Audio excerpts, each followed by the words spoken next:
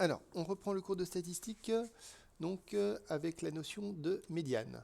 Donc l'idée de la médiane, c'est qu'on veut séparer la série statistique en deux groupes de même effectif, de telle sorte que dans le premier groupe, on ait toutes les valeurs inférieures à cette médiane et que dans le deuxième groupe, on ait toutes les valeurs supérieures à cette médiane.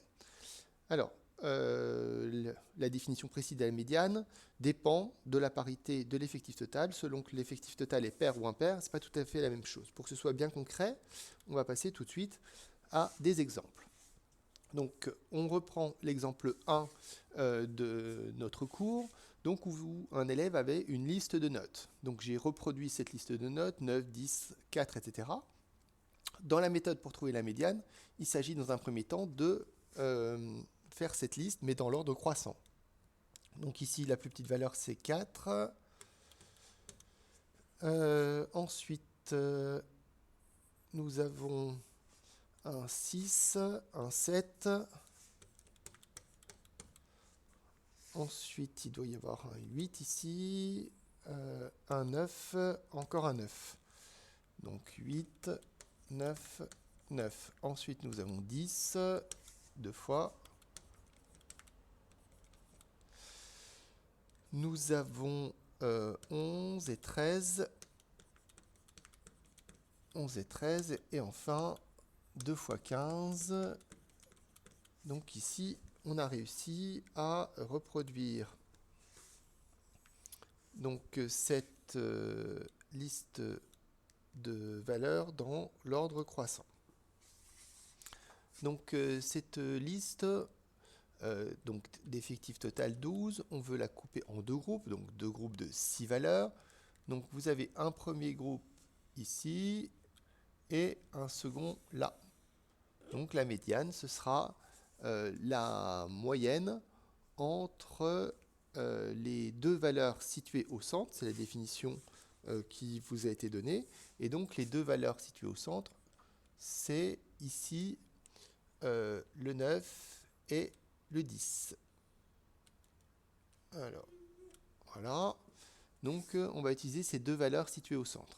Alors, ces valeurs situées au centre, il faut qu'on les numérote, qu'on sache quelle valeur c'est pour ce qu'on va faire après.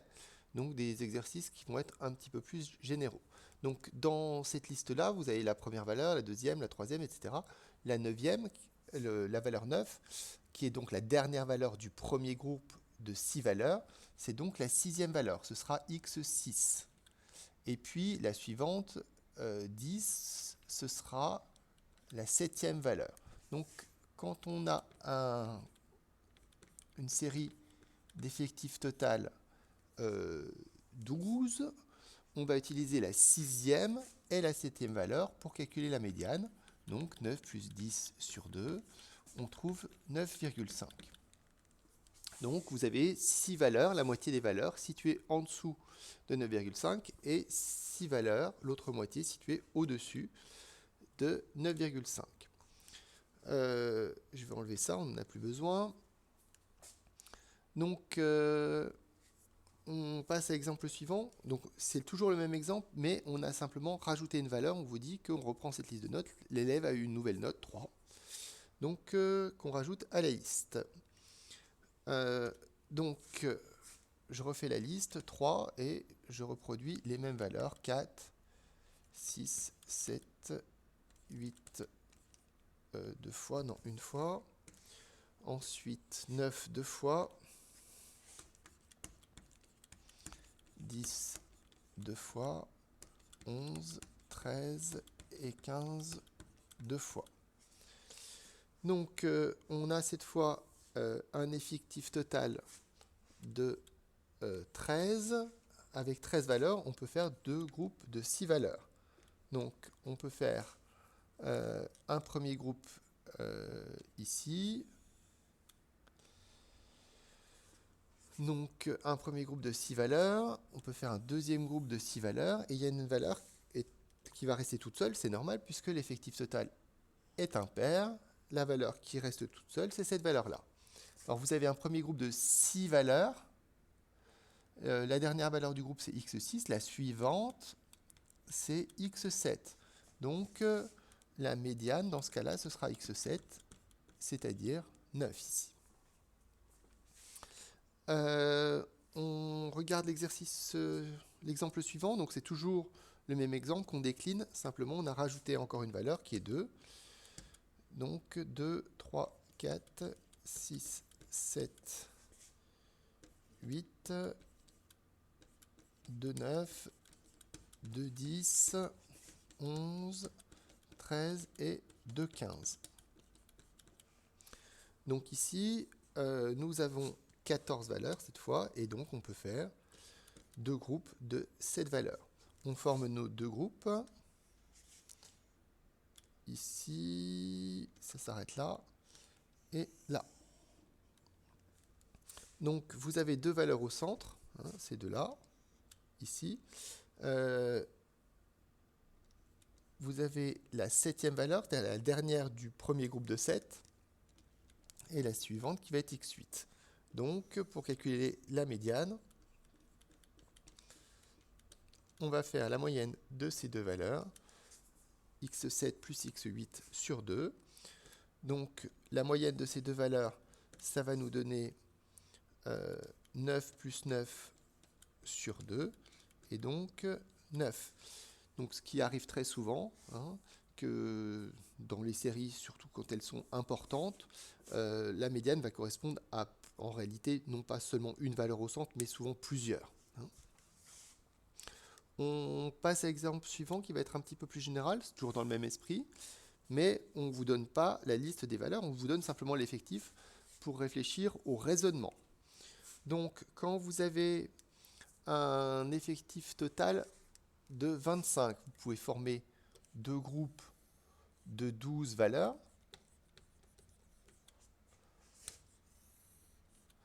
Voilà, deux groupes de 12 valeurs. Et puis, quand vous formez un groupe de 12 valeurs, la dernière valeur de votre groupe, c'est la 12e. Et il va vous rester une valeur au centre, qui va être donc la suivante, qui va être la 13e valeur. Je vais juste réécrire un peu mieux le 12 qui ne se voit pas bien. Voilà. Donc, la dernière valeur du premier groupe, c'est la 12e, puisqu'il y a 12 valeurs dans ce groupe. Et la valeur qui va nous intéresser, nous, c'est la médiane, c'est la valeur suivante, celle qui est toute seule au centre de la série, qui est la 13e. Donc, dans ce cas-là, la médiane, c'est la 13e valeur. Donc, c'est très important de faire ces schémas pour déterminer donc, la médiane. On procède de la même manière pour une série statistique d'effectifs 32. Donc cette fois, vous aurez deux groupes de 16 valeurs sans qu'il ne reste de valeurs toutes seules au centre. On utilise bien toutes les valeurs pour former les deux groupes. Ce qui veut dire qu'on va avoir besoin de la dernière valeur du premier groupe, qui va être la 16e, et de la suivante, la première du deuxième groupe, qui va être la 17e valeur. Et donc, on utilise ces deux valeurs pour trouver la médiane. On utilise les deux valeurs ici. Et donc, la médiane se trouve en calculant la moyenne de ces deux valeurs, x16 plus x17, sur 2. Donc faites attention, ici, dans les deux exemples que je viens de donner, nous n'avons pas calculé la médiane. Nous avons simplement donné la formule qui permet de la calculer. La médiane qu'on vient de trouver, ça n'est pas 16,5. Hein. Étant donné qu'on ne connaît pas la série, on ne sait pas quelle est la valeur de x16, la 16e valeur de la série. Pour la connaître, il faudrait connaître toute la liste, donc toutes les valeurs de la série. On procède de la même manière dans ce qui va nous intéresser au bout du compte. Hein. Quand on a une grande série, elle va généralement être présentée de cette manière-là, avec un tableau d'effectifs. Alors on vous dit, pour trouver la médiane, quand on a un tableau d'effectifs, il faut utiliser la notion d'effectif cumulé croissant. Donc, qu'est-ce que ça veut dire des effectifs cumulés croissants? Ça veut dire que pour trouver ce nombre 24, en fait, on va additionner 1 plus 4 plus 7 plus 12, c'est-à-dire que on va trouver 24 candidats qui ont obtenu une note égale à 6, ou à 5, ou à 4, ou à 3, donc une note inférieure ou égale à 6. Donc voilà pour la signification de ce que c'est que des effectifs cumulés croissants. Maintenant, comment ça se trouve concrètement? Le premier effectif cumulé croissant, c'est simplement le premier effectif. Donc il y a un élève qui a obtenu 3, donc il y a un élève qui a obtenu une note inférieure ou égale à 3. Et puis après, on va être amené à faire 1 plus 4. C'est 1 plus 4, on trouve 5. Ensuite, on fait 1 plus 4 plus 7. Mais 1 plus 4, on l'a déjà fait, on a trouvé 5. Donc on a juste à faire l'ancien effectif cumulé croissant plus le nouvel effectif, 5 plus 7. Et on cumule au fur et à mesure, 12 plus 12, 24. Je vous laisse continuer à remplir ce tableau d'effectifs cumulés croissants. Vous pouvez mettre sur pause. Alors, on trouve ici 34, 55, 71, 88, si je ne me trompe pas, 100, 108, 114, 117, 118, 119, encore 119 et 120. Donc c'est bon signe, on a trouvé 120 au bout de cette ligne, ce qui correspond à l'effectif total, ce qui est bon signe. Alors, on va reprendre un petit peu les explications sur ce que c'est que des effectifs cumulés croissants. Donc on a expliqué qu'il y a 24 élèves qui ont obtenu une note inférieure ou égale à 6. Qu'est-ce que ça veut dire que ce 12? Ça veut dire que 12 élèves ont obtenu une note inférieure ou égale à 5, le dernier élève de cette liste ayant obtenu une note de 5. Donc c'est comme si on faisait la liste. Le premier élève, il a obtenu 3, ensuite il y a des élèves qui ont obtenu 4, ensuite il y a des élèves qui ont obtenu 5, et le 12e de cette liste, c'est celui-là, il a obtenu 5. Le suivant a obtenu une note de 6, etc.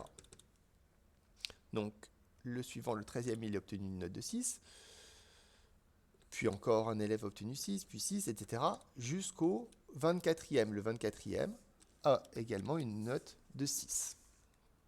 J'efface juste ce que j'ai écrit là, c'était pour l'explication orale, mais après, c'est pas très propre dans le cours.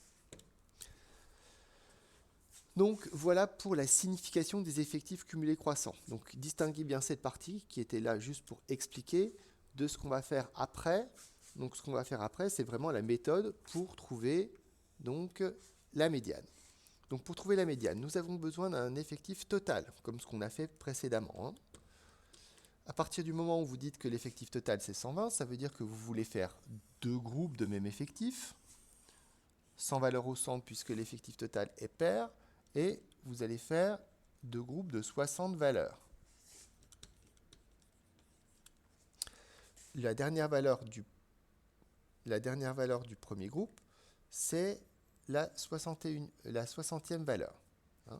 Et puis la suivante qui va nous intéresser, c'est la 61e. Ce qui veut dire que la médiane sera la moyenne entre la 60e et la 61e valeur.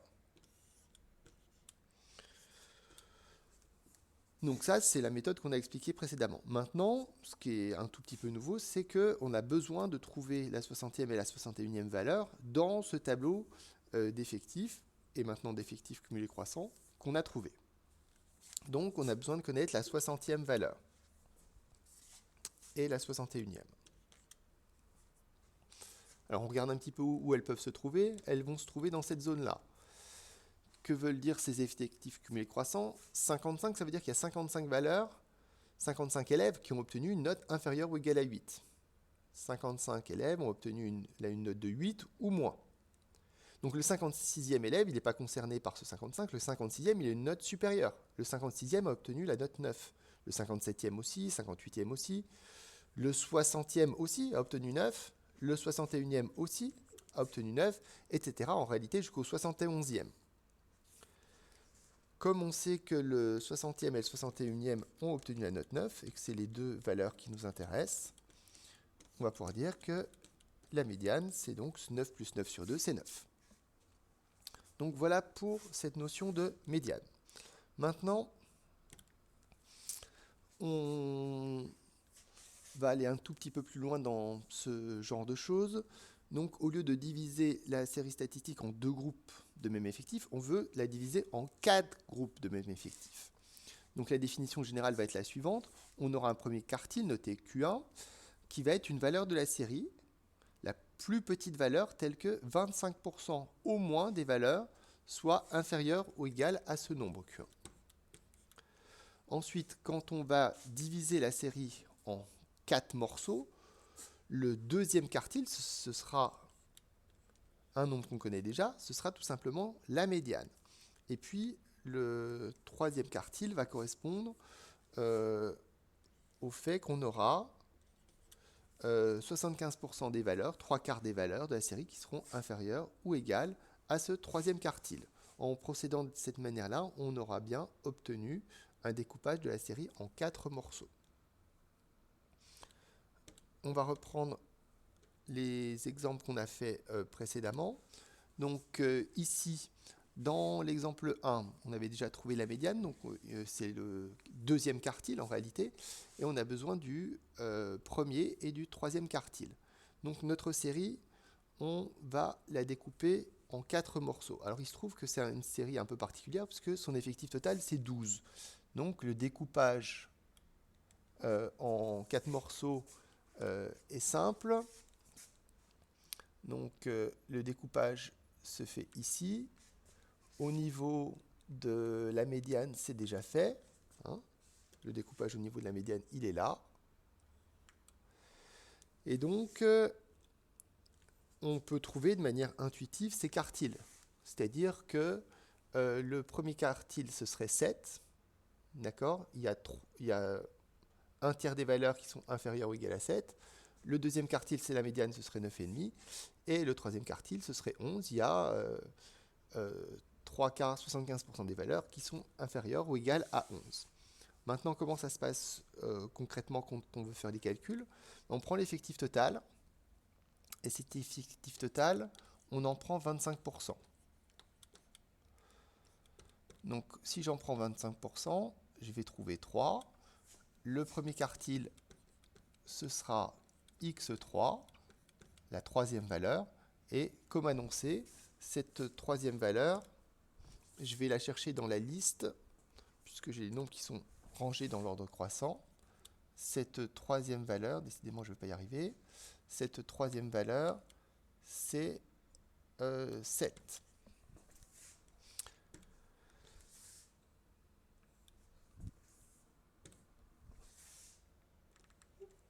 Donc la troisième valeur dans la liste, 1, 2, 3, c'est bien le nombre 7. Et puis on procède de la même manière avec 75%. Quand on fait 12 fois 75%, on trouve 9. Le troisième quartile, ce sera x9. On va chercher la neuvième valeur, 1, 2, 3, 4, 5, 6, 7, 8, 9. Et donc on trouve 11, ce nombre qu'on avait trouvé intuitivement. Donc on est capable de trouver les 3 quartiles.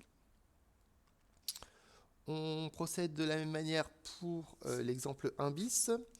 Alors vous allez voir comment ça se passe. On reprend l'effectif total, on le multiplie par 25%. Donc ici, il n'y a pas de méthode intuitive, puisqu'on ne va pas tomber sur un découpage de 13 en 4. Ça va tomber juste. Donc quand on prend 25%, on tombe sur 3,25. Donc il faut faire attention. Le premier quartile va être un nombre de telle sorte que 25% des valeurs vont être inférieures à ce premier quartile. Donc au moins 3,25 valeurs doivent être inférieures ou égales. Au moins 3,25, comme les valeurs, on ne peut pas les découper, ça veut dire au moins 4 valeurs. Donc le premier quartile, ce sera en réalité x4. Donc dans ma liste, x4, c'est 7. Je procède de la même manière avec 75%. Donc on prend 75% ou 3/4, c'est pareil, de 13. Et donc ici, on trouve 9,75.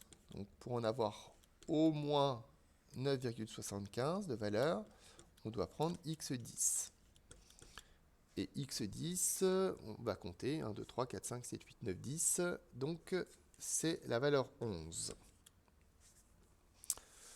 On procède de la même manière pour le dernier exemple. Donc dans le dernier exemple, ici, nous allons avoir 14 multiplié par 25% qui va nous donner 3,5. Donc Q1, ce sera donc au moins 3,5 valeurs, ça veut dire au moins 4. Donc la quatrième valeur, alors je le compte, la quatrième valeur c'est 6. Et si je fais 75% de 14, je trouve 10,5. Donc Q3, ce sera au moins 10,5, ça veut dire au moins 11 valeurs. Ce sera donc au moins, ce sera la 11e valeur. Donc on va compter pour avoir 11 valeurs. 1, 2, 3, 4, 5, 6, 7, 8, 9, 10, 11. Donc ici, ce sera 11. Donc voilà pour l'obtention des quartiles dans ce genre de cas.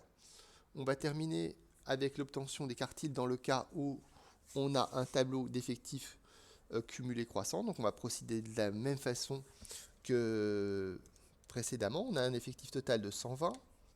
120 multiplié par 25%. Donc un quart. Donc un quart de 120, c'est 30. Donc Q1, ce sera X30. On va chercher dans le tableau d'effectifs cumulés croissants, X30. Donc X30, c'est dans cette zone-là. On avait déjà vu précédemment que X6, c'était 24. Donc X6, pardon, excusez-moi. On a vu que X24, c'était 6. Donc il y avait 24 valeurs inférieures ou égales à 6. La 25e, c'est un 7. 26e, c'est un 7, etc. La 30e, c'est un 7. On procède de la même manière pour trouver le troisième quartile. Donc multiplié par 75%. On prend, donc je ne l'ai pas dit à chaque fois, mais 75%, c'est jamais que le triple de 25%. Donc je multiplie 30 par 3. On trouve 90. Donc Q3, ce sera la 90e valeur de la série. Et la 90e valeur de la série, on va la chercher. Alors la 90e valeur de la série va être dans cette zone-là. La 88e valeur de la série, c'est 10. La 89e, 90e, ça va être 11. Bien, donc on a trouvé le premier quartile, le troisième quartile, et je rappelle que le deuxième quartile, on l'a trouvé également, puisque c'est la médiane qui est 9. Alors, je vais terminer avec une dernière chose. On peut faire une représentation donc, de ce qu'on vient de trouver ici. Je vais vous demander de faire une droite horizontale, un axe si vous voulez, gradué de 0 à 20. Vous allez faire un axe de 10 cm. Donc vous prenez un axe de 10 cm et vous allez le graduer de 0 à 20. Donc ici on aura 0 et ici on aura 20. Donc vous, avec votre quadrillage, vous allez facilement faire une représentation précise. Moi, elle sera un petit peu approximative à ma représentation. Donc 10, ça va être là, 5, ça va être là, comme ceci. Et puis, on va porter sur ce schéma les informations qu'on a trouvées. Alors, on va porter différentes choses. La plus petite valeur de la série, c'était 3. Donc, la plus petite valeur de la série, je vais la noter nettement, c'est ce 3. Donc, je vais juste graduer un tout petit peu pour qu'on voit. Donc, ici, on a 5, 10, 15. Donc, la plus petite valeur de la série, c'était 3. La plus grande valeur de la série, c'était 18. Donc, je vais graduer aussi, comme ceci. Et puis, nous avons trouvé que la médiane, c'était 9. Là, nous avions la médiane. On a trouvé que le premier quartile c'était 7. On a trouvé que, je ne sais pas si la médiane je l'ai mis de manière très précise. Je vais la décaler un tout petit peu, je crois que je l'ai mis un peu trop à gauche, ça j'aurais pas dû faire ça.